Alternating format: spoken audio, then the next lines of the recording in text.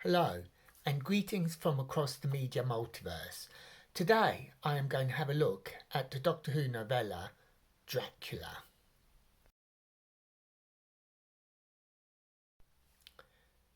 The TARDIS lands in Whitby in the early 20th century on the eve to All Hallows Eve. The Doctor, Ian, Barbara and Susan go to see the play Dracula. And there, in Whitby, they meet Van Helsing and his nephew Bernard. Just from that, you can see that it's fairly obvious that Bram Stoker's famous Dracula novel, in this particular interpretation, is not fiction, but is in fact a historical document.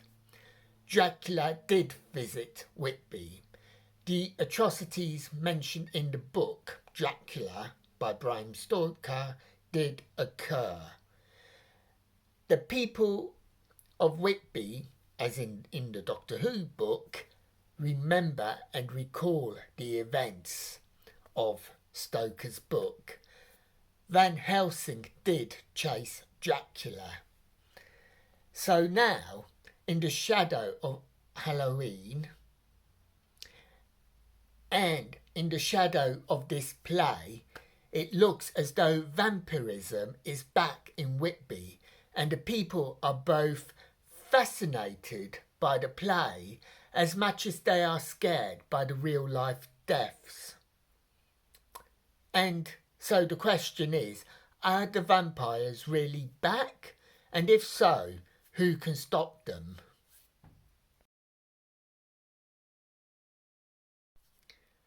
This book is part of the BBC children's series of Doctor Who novels, and as such we get straight into the action.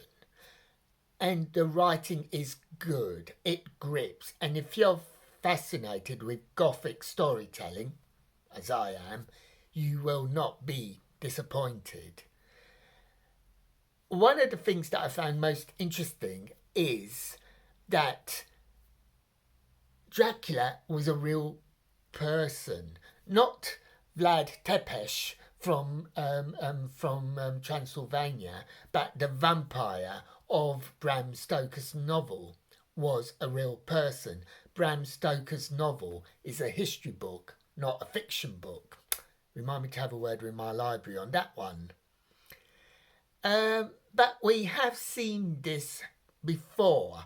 As mentioned elsewhere, the Doctor has met Sherlock Holmes and Dr. Watson. He has met Vlad Tepes, who is the genesis of Dracula. And here, in this particular book, the characters are well drawn out, and it is so good to see Susan having such fun with Bernard Helsing. The Doctor and Van Helsing Sr., i.e. the Van Helsing who originally went up against Dracula, also have a good relationship.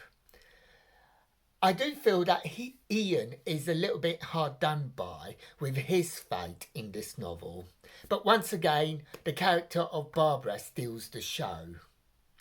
I really don't know what it is about Barbara, whether visually on screen or on the printed page or on audio, but she always comes across as the sanest, most practical person in the universe. But even she has her lapses, such as befriending Christophe Alucard. Or does she? His fate is never really delved into, and it would have been good to see if Alucard is sincere in his repentance of his previous life. And as I've said, this story is aimed primarily at children, so I wasn't sure how the author, Paul Mars, was going to end it. I really can't see impaling being approved by the editors, for example. But it was resolved well, and I don't think parents can complain too much about the resolution. There's enough for adult Doctor Who fans to enjoy here, as well as giving us another interpretation of that evergreen vampire, Dracula. Yeah, so I thoroughly enjoyed it. And did you enjoy it? Have you read it yet? I would thoroughly recommend it. If you're a fan of Dracula, it gives you a new interpretation. If you're a fan of Doctor Who, it gives you a new interpretation.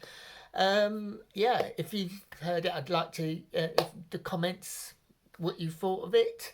And so until next time, may your news be good news and happy times and places. Farewell.